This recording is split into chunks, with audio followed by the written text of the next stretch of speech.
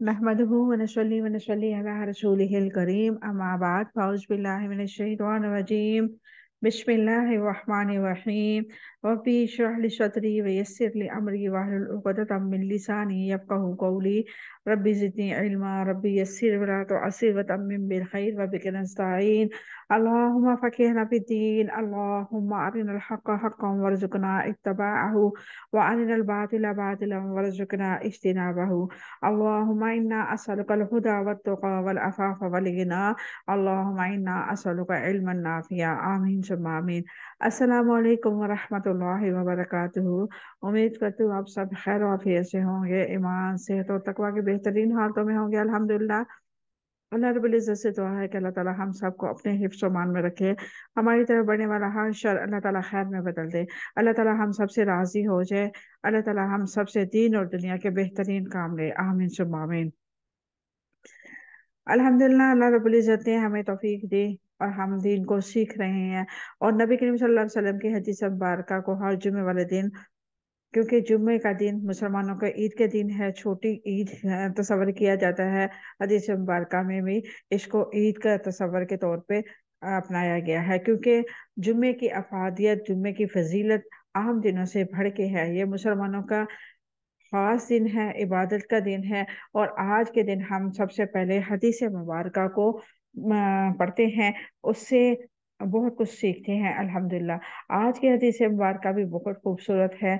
अल्लाह के नबी ने हमारे लिए क्या नसीहत फरमाई, आए आगाज करते हैं। रसूलुल्लाह सल्लल्लाहु अलैहि वसल्लम ने फरमाया, ला तहक़ीरन्न मिनल मारूफ शैयन, नेकी और मारूफ के किसी काम को भी हकीर ना जानो। सही मुस्लिम हदीस नंबर 2626। नबी करीम सल्लल्लाहु अलैहि वसल्लम की हदीस मुबारका हमारे लिए मिशले राह हैं। अगर हम इन पे नसीहत पे अमल करते हैं, नबी करीम सल्लल्लाहु अलैहि वसल्लम की हदीस मुबारका पे अमल करते हैं, हमारी जिंदगी बहुत आसान हो सकती है। देखें, अल्लाह रब्बुल इज़्ज़त ने हमारे लिए जन्नतुल फिरदौस बनाई, हमारे लिए जन्नत के मुख्तलिफ दर्जात बनाए। किस लिए?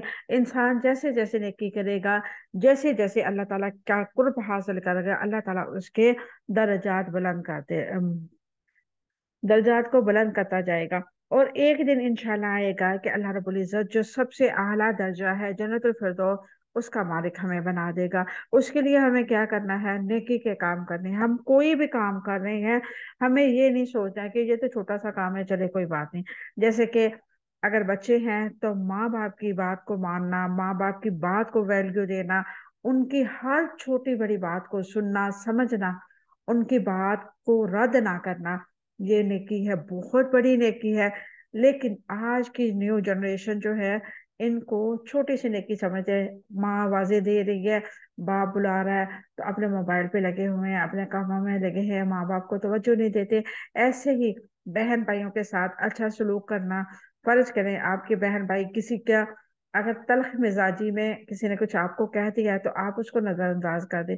ये नहीं कि आप उसे कहें कि बस अब इसने ये बात बोली है तो अब तो मैं इसके साथ सारी जिंदगी का ताल्लुक रखूंगा। या फर्ज करें छोटी से छोटी नेकी जो है, रास्ते से रुकावट हटाना है, ये भी मारूफ और अच्छा काम है। और अगर हम रास्ते में चलते हुए हमें नजर आ रहा है कि कोई ऐसी चीज पड़ी है जैसे कांच पड़ा हुआ है, हमें डर है कि किसी के पाँव पे लग जाएगा, या हमें ये एहसास हुआ है कि ये कांच पड़ा हुआ है, अगर किसी जानवर या किसी इंसान के पाँव में लग सकता है, तो हम उसको इस नियत से हटाते हैं कि किसी के रास्ते से तकलीफ हम दूर कर रहे हैं, ताकि हमें नजर आ गई है हमने इसको उठा दिया है तो किसी दूसरे को इसकी तकलीफ ना पहुंचे। तो ये भी नेकी है। और इसके अलावा किसी के साथ अच्छे अखलाक के साथ पेश आना, किसी को बेहतरीन मशवरा देना। और ये बहुत आसान नेकियां होती हैं जो छोटी छोटी होती हैं, हम इनको छोड़ देते हैं कि कोई मशवरा हमसे मांग रहा है तो हम क्या कहते हैं, हमारे पास टाइम नहीं है, बाद में बात करते हैं। क्या पता आपकी थोड़ी सी बात करने के अगला बंदा परेशान है, डिप्रेशन का शिकार है, टेंशन में है, आप उससे थोड़ी सी दिलजोई करेंगे, आप उससे बात करेंगे, वो उस कफिया से निकल आएगा, वो मायूसी की तरफ जा रहा है, तो आप उसकी दिलजोई करेंगे, आप उसको समझाएंगे, थोड़ा सा उसके साथ टाइम स्पेंड करेंगे, तो क्या क्या पता वो आपके लिए कितना अच्छा फीलिंग रखे, कितनी अच्छी सोच रखे, कितनी आपके लिए दुआ हो, उसकी जुबान हो। तो ऐसे ही छोटी छोटी जो चीजें होती हैं इनको छोड़ा ना करें। ये ना समझा करें कि बड़ी कोई नेकी करेंगे, ये तो छोटी सी है। ये छोटी छोटी कहते हैं ना, कतरे कतरे से दरिया बनता है, इसी तरह हम छोटी छोटी नेकियां करेंगे ना तो हमें बड़ी नेकी का अजर मिलेगा। अल्लाह रब्बुल इज्जत छोटी छोटी नेकियों को हमारे लिए इसलिए हमारे सामने इसलिए लेके आता है ताकि हमारे दिल नरम हो और हमारे अंदर इंसानियत जो है वो जाके हम अपने बहन भाइयों के लिए अच्छा सोचें, उनके लिए अच्छे काम करने का सोचें। तो ये नेकी का कोई भी काम है वो हकीर नहीं है, छोटा नहीं है। आप ये सोच के करें कि मेरे नबी की सुन्नत है, मैं इसको पूरा कर रही हूँ।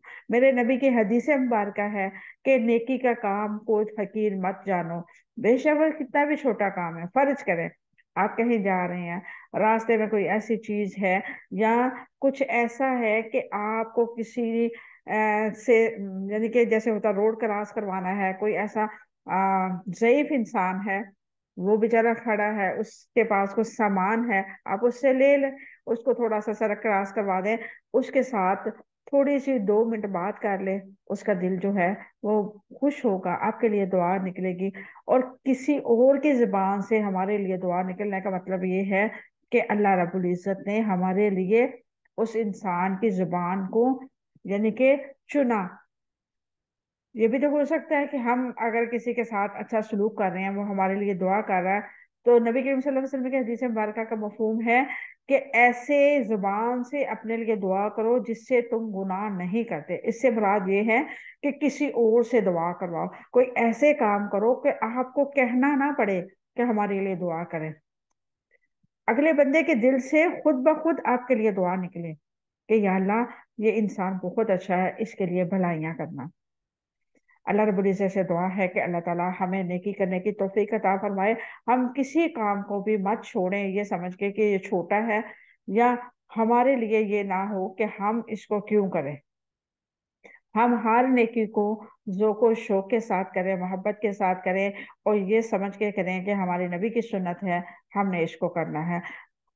अल्लाह रब्बुल इज़्ज़त से दुआ है कि अल्लाह ताला हमें मोहब्बत करने वाला बना दे, लोगों के साथ भी और अपने नबी करीम सल्लल्लाहु अलैहि वसल्लम की सुन्नत के साथ भी। चलें जी, आगाज़ करते हैं आज की रूटीन की क्लास का। इंशाल्लाह आज जो है सदक़ात के बारे में इंशाल्लाह हम पढ़ेंगे, और बहुत ही खूबसूरत आयत मुबारक है। अल्लाह रब्बुल इज़्ज़त ने हमारे लिए बहुत आसानियाँ पैदा फरमाई है। अगर हम गुनाह करते हैं तो अल्लाह ताला ने हमें रास्ता भी बताया, और हमारे लिए हमारे जाने के बाद भी सदके जारिया के तौर पे अल्लाह ताला ने बहुत कुछ हमें सिखाया। ये इंसान पे डिपेंड करता है कि वो अब अपनी जिंदगी को किस तरह गुजारता है। तो आगाज करते हैं आज की आयत मुबारक का। औज़ु बिल्लाहि मिनश शैतानिर रजीम, बिस्मिल्लाहिर रहमानिर रहीम।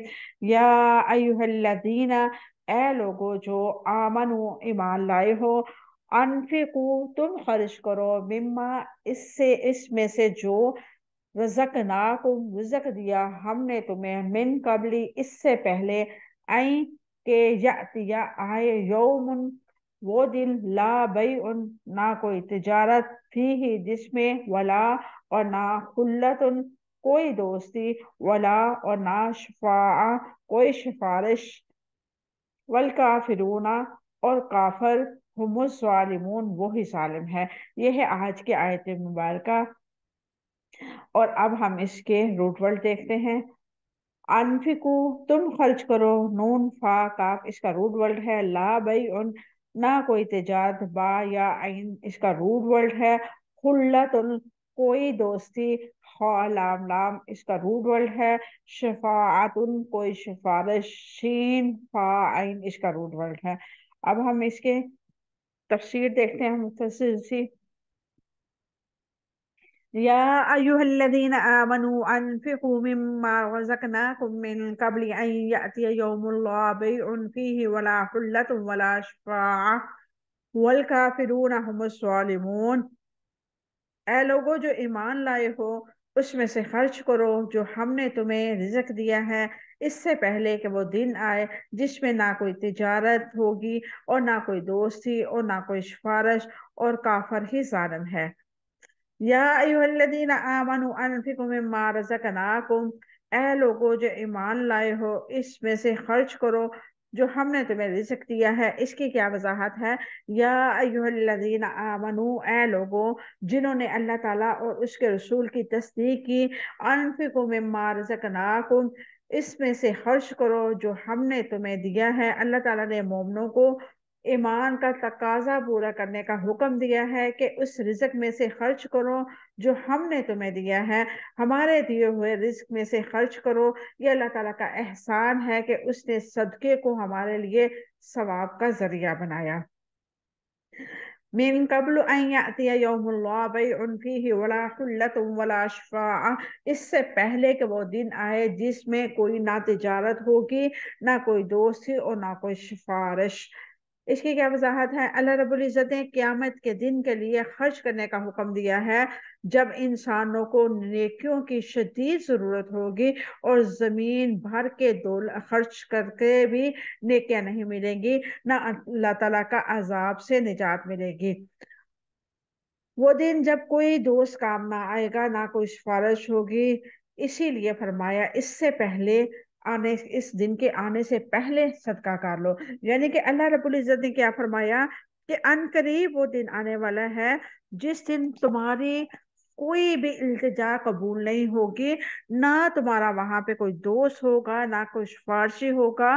تم اس جگہ پہ جا کے اگر کہو کہ میں دوبارہ سے دنیا میں جا کے دوبارہ خرچ کروں گا، تو وہ تمہاری بات بھی قبول نہیں ہوگی۔ ابھی وقت ہے، ابھی اپنے لیے آنے والی زندگی کے لیے اپنے لیے ذخیرہ اکٹھا کر لو، کیونکہ یہ جو زندگی ہے یہ تو عارضی ہے، ایک نہ ایک دن ختم ہو جانی ہے، اور آخرت کی جو زندگی ہے وہ ہمیشگی کی زندگی ہے۔ اور عقل مند انسان، سمجھدار انسان وہی ہے جو اپنی آخرت کو سنوار لے اور اپنے لیے اتنا ذخیرہ اکٹھا کر لے کہ روز قیامت اس کو جب کوئی سایہ نہیں ہوگا، وہ اپنے لیے سایہ کا انتظام یہاں پہ اس دنیا سے کر کے جائے۔ یہ امتحان کی جگہ ہے، اگر ہم اپنے امتحان کو پوری تیاری کے ساتھ نہیں کریں گے تو آخرت میں ہمیں کیا ہوگا؟ ہمیں ناکامی ہوگی۔ تو اللہ رب العزت نے اتنا خوبصورت ہمیں سلیبس دیا ہے، اس قدر خوبصورت ہمارا سلیبس ہے کہ جب ہم پڑھیں گے، اس پہ عمل کریں گے، تو ہو ہی نہیں سکتا کہ ہم فیل ہوں یا اللہ رب العزت ہمارے مارکس کاٹے، کیونکہ یہ سلیبس ہی ہماری زندگی کا کل سرمایہ ہے۔ اگر ہم اس سلیبس کو اپنے سینوں میں محفوظ کریں گے، اس سلیبس پہ چلتے ہوئے، اس پہ عمل کرتے ہوئے اپنے امتحان کی تیاری کریں گے، تو انشاءاللہ اللہ رب العزت ہمیں ضرور A+ گریڈ میں پاس کرے گا انشاءاللہ تعالی۔ ولا شفاعت، نہ کوئی سفارش ہوگی۔ قرآن حکیم نے شفاعت کی نفی کیوں کی ہے؟ قرآن حکیم میں ایک جگہ بھی شفاعت کی تائید نہیں ملتی۔ اس کی وجہ یہ ہے کہ یہودی اور عیسائی جس شفاعت کے قائل تھے، اس کے مطابق یہودی اور عیسائیت قبول کر لینے کے بعد معیت اور ہر گناہ جائز ہے۔ قرآن مجید اس قسم کی شفاعت کی نفی کرتا ہے، البتہ شفاعت ضرور ہوگی۔ اللہ تعالیٰ جس کو اذن دے گا وہ شفاعت کرے گا۔ رسول اللہ صلی اللہ علیہ وسلم بھی پابند صوم و صلات کے مسلمانوں کی شفاعت کریں گے۔ انفاق کے معاملے کو آخرت کے لیے ہولناک منزل کے ساتھ مربوط کرنے کی کیا حکمت ہے؟ آخرت کے دن کائنات کے مالک کی عظمت کے جاہ جلال کے ظاہر ہونے کا دن ہے، جس دن کوئی سفارش، کوئی دوستی، کوئی فدیہ، کوئی مدد کام نہیں آئے گی۔ انسان کا یہ شعور کو اس ہولناک دن میں پہنچا کر انفاق کرنے پر ابھارا گیا ہے کہ جس دن کوئی کام آنے والا نہیں ہوگا، تب بندے کا صدقہ اس پہ اس کا سایہ بنے گا، جو انسان انفاق کا راستہ اختیار کرنے کے قابل ہو جاتا ہے۔ اللہ سبحانہ و تعالیٰ کی حکمت ہے کہ وہ انسان کو ایسی چیزوں کے ساتھ اپنی طرف لاتا ہے جس میں حقیقت ہوتی ہے، نہ من گڑت قصے کہانیاں ہوتی ہیں اور نہ ہی سنی سنائی باتیں ہوتی ہیں۔ اللہ تعالیٰ اپنے جاہ و جلال کو ظاہر کرتے ہوئے بتا رہا ہے کہ اس دن انہی لوگوں پہ میری رحمت کے سائے ہوں گے جو میرے راستے میں میرے بندوں پہ خرچ کریں گے۔ اور الحمدللہ جو لوگ اس کار خیر میں اللہ کے رستے میں مال لگاتے ہیں، انشاءاللہ اللہ رب العزت ان کا قبول بھی مال کرتے ہیں، کیونکہ اگر اللہ رب العزت قبول نہ کرے تو دوبارہ اللہ تعالیٰ کی طرف سے توفیق نہیں ہوتی۔ اور الحمدللہ ہم نے ایک سلسلہ شروع کیا ہوا ہے، اور الحمدللہ تقریباً 6 ماہ سے الحمدللہ ہم راشن جو 10 گھروں میں دے رہے ہیں۔ ہماری اسٹوڈنٹ ہیں، اللہ رب العزت ان کی زندگیوں میں علم میں برکتیں عطا فرمائے، اللہ تعالیٰ ان کو مزید توفیق عطا فرمائے۔ اللہ تعالیٰ نے ہمیں اس کار خیر کے لیے چنا ہے، ہم اللہ تعالیٰ کا جتنا بھی شکر ادا کریں کم ہے۔ اللہ تعالیٰ کے ساتھ ہمارا تعلق اس قدر اس معاملے میں مضبوط ہو جائے کہ اللہ رب العزت ہمیں ہمیشہ کے لیے اس کار خیر کے لیے چنے رکھے، آمین ثم آمین۔ والکافرون هم الظالمون، اور کافر ہی ظالم ہے، اور کافر ہی ظالم ہے۔ اس کی دلیل، اس میں دلیل یہ ہے کہ کافر اپنے نفس پہ ظلم کرتے ہیں۔ ظلم سے مراد حقدار کو اس کا حق نہ دینا، اس چیز کو اس کے مقام سے ہٹا کر دوسری جگہ رکھ دینا ظلم ہے۔ کافروں نے اللہ تعالیٰ کا کفر کیا اور اپنے جیسی مخلوق کی عبادت کی۔ کافروں نے حلال کے بجائے حرام کو اختیار کر کے ظلم کیا۔ کافر خود بھی ہدایت کے راستے سے پر نہیں چلے اور دوسروں کو بھی اس راستے سے روک کر ظلم کیا۔ کافر آخر کا انکار کر کے دنیا میں من مانی زندگی اختیار کر کے آخرت میں ناکامی مول لے کر اپنے اوپر ظلم کرتے ہیں۔ حق یہ ہے کہ کافر ہی ظالم ہے۔ انفاق فی سبیل اللہ سے مراد کیا ہے؟ ابن جریس نے کہا کہ اللہ کے رستے پہ جو مال خرچ کیا جائے، خواہ وہ زکوٰۃ ہو، صدقات ہو، انفاق فی سبیل اللہ کہلاتا ہے۔ انفاق فی سبیل اللہ سے مراد اپنے مال میں سے اللہ کے حکم کے مطابق اللہ کے رستے پہ خرچ کرنا ہے۔ انفاق فی سبیل اللہ میں زکوٰۃ اور صدقات دونوں شامل ہیں۔ زکوٰۃ کی ادائیگی بھی انفاق ہے، اہل و عیال کا نان نفقہ بھی انفاق ہے، اپنی حیثیت کے مطابق نیک کاموں پہ مال خرچ کرنا بھی انفاق ہے۔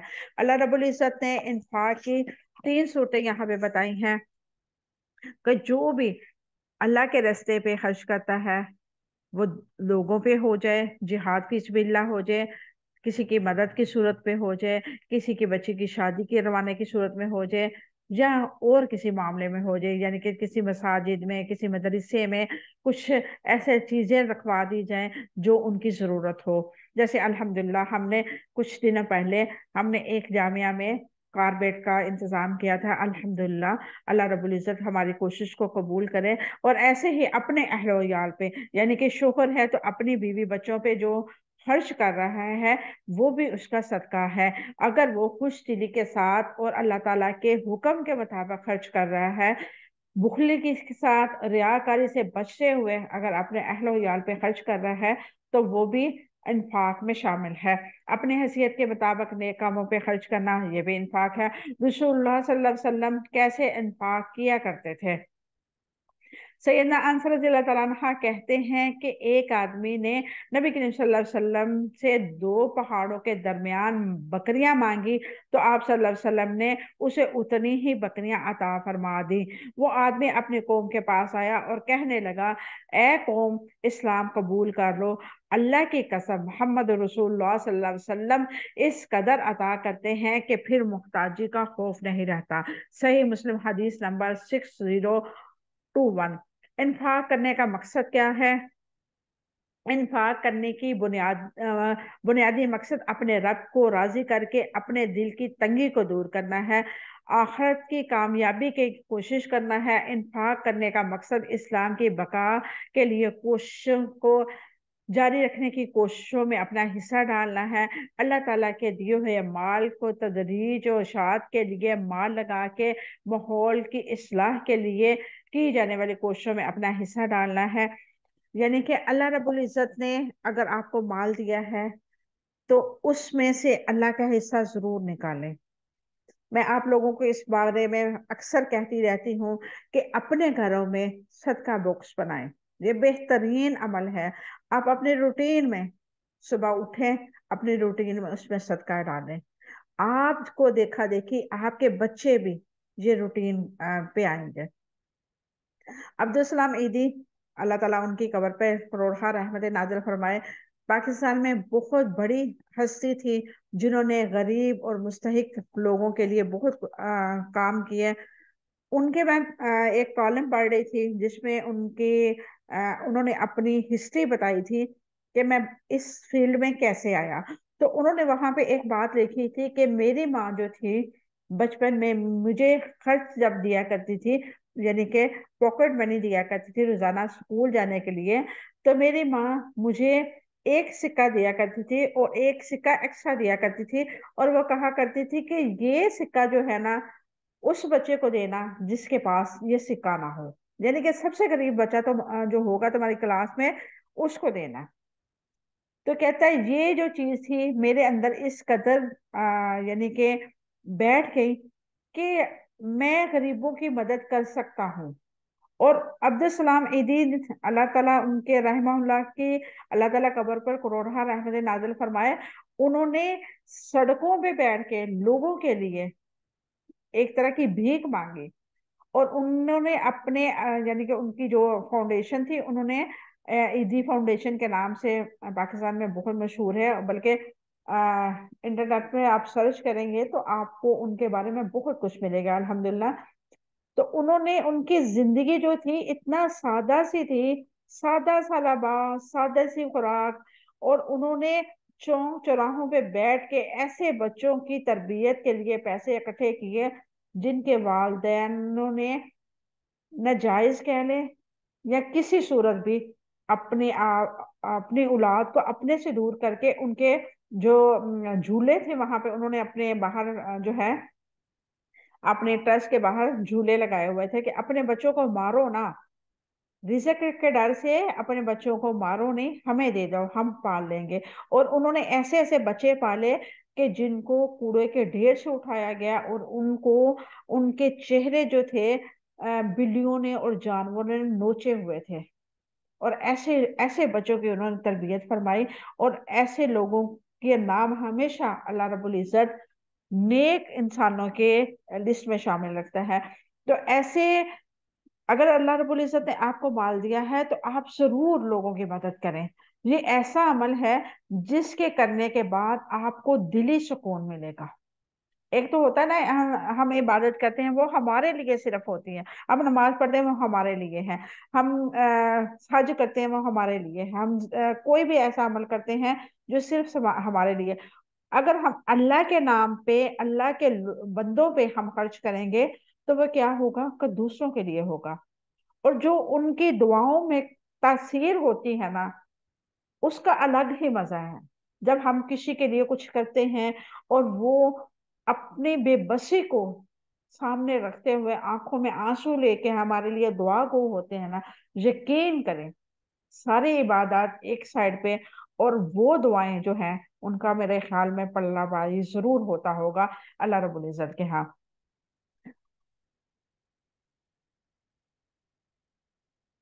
رسول اللہ صلی اللہ علیہ وسلم کیسے صدقے کرنے کی ترغیب دلائی. سیدنا ابو ہریرہ رضی اللہ عنہ بیان کرتے ہیں کہ رسول اللہ صلی اللہ علیہ وسلم نے فرمایا جب انسان فوت ہو جاتا ہے تو اس کے تمام اعمال منقطع ہو جاتے ہیں سوائے تین اعمال کے. نمبر ایک صدقہ جاریہ، وہ علم، دوسرا نمبر پہ وہ علم جس سے فائدہ اٹھایا جائے، نمبر تین صالح اولاد جو اس کے لیے دعا کرے. صحیح مسلم حدیث نمبر 4223. یعنی کہ تین جو چیزیں ہوتی ہیں وہ یہ حدیث مبارکہ کا مفہوم ہے کہ انسان جو ہوتا ہے جب فوت ہو جاتا ہے تو اس کے ساتھ جو ہے تین چیزیں جاتی ہیں. ایک اس کے اہل و عیال ہوتے ہیں جو اس کو چھوڑ کے آ جاتے ہیں، دوسرا اس کا مال ہوتا ہے جو اس کے بعد میں اس کے اہل و عیالوں میں تقسیم ہو جاتا ہے، یعنی کہ اولاد تقسیم کر لیتی ہیں. ایک اس کے ہوتے ہیں عمل جو اس کے ساتھ رہتے ہیں، اور اس عمل کے تین کیٹیگری ہیں.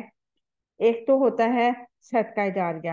فرض کریں آپ نے کسی مساجد میں، کسی مدرسے میں یا کسی ایسے بچے کے تعلیم کا خرچہ اٹھایا ہے کہ جو غریب تھا اور وہ دینی تعلیم حاصل کرنا چاہ رہا تھا، اس کے پاس کتابیں نہیں تھی، اس کے پاس فیس نہیں تھی، آپ نے اس کی فیس کو ادا کیا تو اللہ رب العزت کہ ہاں وہ مقبول صدقہ ہوگا.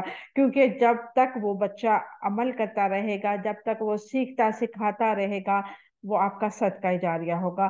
پھر وہ علم جو الحمدللہ ہم لوگ ایک دوسرے کو سیکھ رہے ہیں یا سکھا رہے ہیں، یعنی کہ قرآن پاک کا علم، حدیث مبارکہ کا علم، جس سے ہم فائدہ اٹھا کے اپنی زندگیاں سنوار سکتے ہیں۔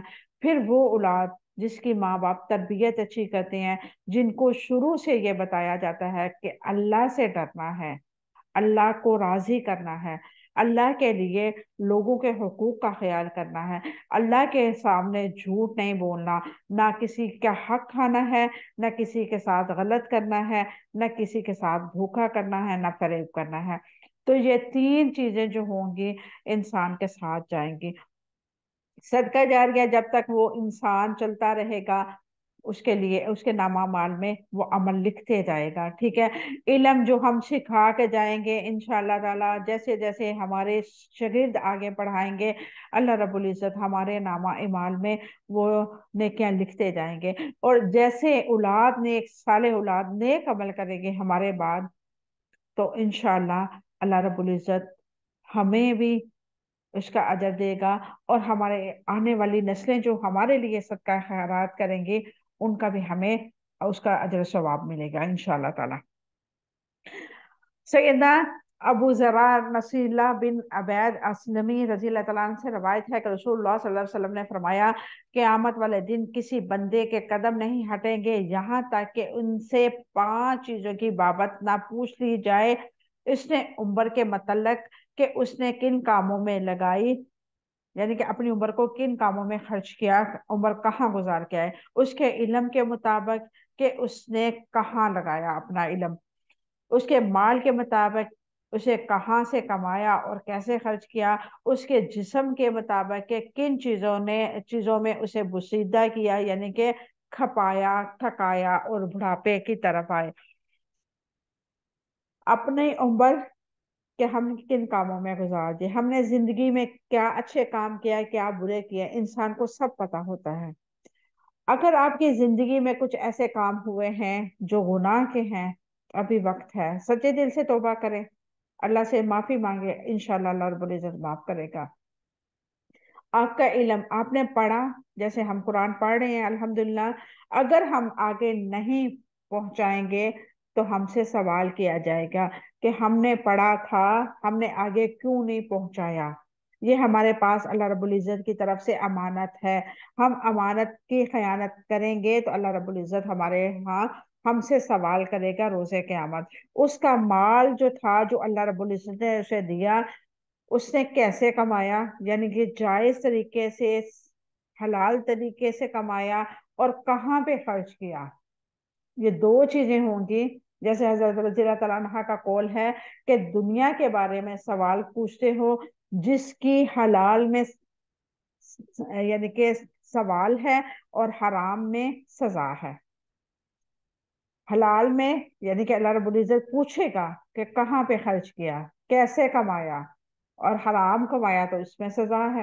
اور جسم، آپ کا جسم کن کاموں میں بڑا ہوا، آپ نے گھر داری سنبھالی، آپ نے اپنے آپ کو کھپا دیا بچوں میں، آپ نے اپنے جسم کو اپنے رب کے لیے کتنا کھپایا، کتنا اپنے آپ کو اپنے رب کے لیے کھپایا، کتنا وقت اپنے آپ کو دیا کہ میں اپنے رب کے ساتھ اپنا تعلق بنا سکوں۔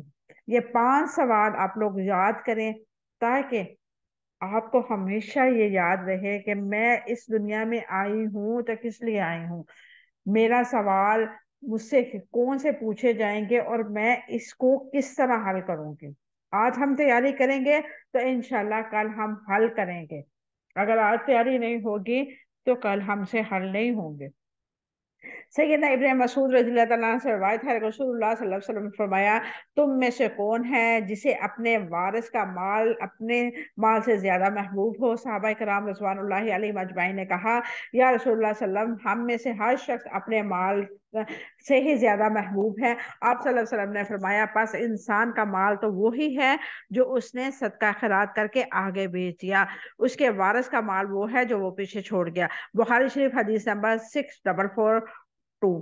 اس سے ہمیں کیا پتہ چلتا ہے کہ جو ہم بھیج رہے ہیں اللہ کے راستے پہ لگا رہے ہیں وہی ہمارا اصل مال ہے. جو پیچھے چھوڑ گئے وہ تو ورثاء کا ہے, وہ اچھے کاموں میں لگائیں, وہ برے کاموں میں لگائیں, اس کا ہمیں جواب دہ ہونا پڑے گا. لیکن جو ہم اللہ کے راستے پہ لگا کے جا رہے ہیں اپنے ہاتھوں سے, یہی اصل ہمارا مال ہے. نبی کریم صلی اللہ علیہ وسلم کی حدیث مبارکہ ہے, ان عدی بن حاتم رضی اللہ تعالی عنہ قال سمعت النبی صلی اللہ علیہ وسلم یقول اتقوا النار ولو بشق تمرۃ. سیدنا عادی بن حاتم رضی اللہ تعالیٰ عنہ سے روایت ہے کہ میں نے رسول اللہ صلی اللہ علیہ وسلم کو فرماتے ہوئے سنا, تم آگ سے بچو اگرچہ کھجور کا ایک ٹکڑا ہے. صدقہ کے ساتھ ہی بخاری شریف حدیث نمبر 6023, یہ ہم نے حدیث مبارکہ الحمدللہ پڑھی ہے پہلے بھی. ایک دفعہ نبی کریم صلی اللہ علیہ وسلم نماز کے لیے کھڑے ہوئے, تکبیر ہو چکی تھی, لیکن آپ صلی اللہ علیہ وسلم صحابہ کرام کو وہیں چھوڑ کے گھر تشریف لے گئے. تھوڑی دیر بعد آئے, نماز پڑھائی. کسی نے اس بے وقت گھر جانے کی وجہ پوچھی تو نبی کریم صلی اللہ علیہ وسلم نے فرمایا, گھر میں ایک سونے کا ٹکڑا پڑا رہ گیا تھا, میں نے خیال کیا کہ کہیں ایسا نہ ہو کہ وہ گھر میں پڑا رہ جائے اور میں چل بسوں, یعنی کہ میں فوت ہو جاؤں اور وہ گھر میں ہی رہ جائے تو اللہ رب العزت مجھ سے پوچھے گا. تو وہ صدقہ جو ٹکڑا تھا اللہ رب العزت کے ہاں مجھ سے جواب دہی ہو گئی. اللہ کے نبی نے اس کو فوراً ہی نماز چھوڑ کے, فرض نماز چھوڑ کے وہ جا کے سونے کا ٹکڑا کسی مستحق کو دے کے. صحیح بخاری حدیث نمبر 851. اسلام کو اختیار کرتے ہی انفاق صدقہ کرنے کا حکم ملتا ہے. اسلام کو انفاق کی قیمت پر اختیار کرنے کا مطلب کیا ہے؟ اسلام کو انفاق کی قیمت پر اختیار کرنے کا مطلب یہ ہے کہ انفاق کرنے والا اسلام سے مخلص اور اسلام کے معاملے میں سنجیدہ ہے. انفاق اللہ کے راستے میں خرچ کرنا کرنا کے کیا نقصان ہے؟ اللہ کے راستے پہ نہ خرچ کرنا ہمیشہ اندھیرے میں رہتا ہے, اسے اسلام کا مقصد ہی سمجھ نہیں آتا. اللہ تعالیٰ کی راہ میں خرچ نہ کرنے والا شیطان بہکا کے اسے اپنے راستے پہ چلاتا ہے جس کی آخر منزل جہنم ہے. اللہ تعالیٰ کے راستے پہ خرچ نہ کرنے والا آخرت کے معاملے میں کو سادہ سمجھنے لگتا ہے, چند ظاہری کاموں کو آخرت کے نجات کے لیے کافی سمجھتا ہے. انفاق اللہ کے راستے میں خرچ نہ کرنے والے کے انسان کے دل کی نیکیاں کرنے کی خواہش نکل جاتی ہے. اہل ایمان سے صدقہ کرنے کا مطالبہ کس نوعیت کی اپیل ہے؟ ایک محبت بھری اپیل ہے. اللہ تعالیٰ اور اس کے بندے کے درمیان روحانی رابطہ ہے. اپیل یہ ہے کہ جو کچھ ہم نے تمہیں عطا کیا ہے اس میں سے ایک حصہ ہمیں دو دو, آخر میں ہم ہی دینے والے ہیں. ہم اپنے دیے ہوئے میں سے کچھ مانگ رہے ہیں. توجہ دلائی جا رہی ہے کہ ایسے موقع بار بار نہیں آتے. اگر تم نے اس سے فائدہ نہیں اٹھایا تو پھر یہ موقع پتہ نہیں نصیب ہوگا یا نہیں. یہ آخری موقع ہے, اگر ہاتھ سے نکل گیا تو پھر ہاتھ نہیں آئے گا. توجہ دلائی جاتی ہے کہ مال نفع بخش بزنس میں لگ رہا ہے. اس میں بات کوئی دوستی, کوئی سفارش اس نقصان کی تلافی کے لیے نہیں ہے. سیدنا عقبہ بن عامر رضی اللہ تعالیٰ عنہ سے بیان ہے کہ رسول اللہ صلی اللہ علیہ وسلم نے فرمایا, جب تک لوگوں کے درمیان فیصلہ نہ کر دیا جائے ہر شخص اپنے صدقے کے سائے تلے رہے گا.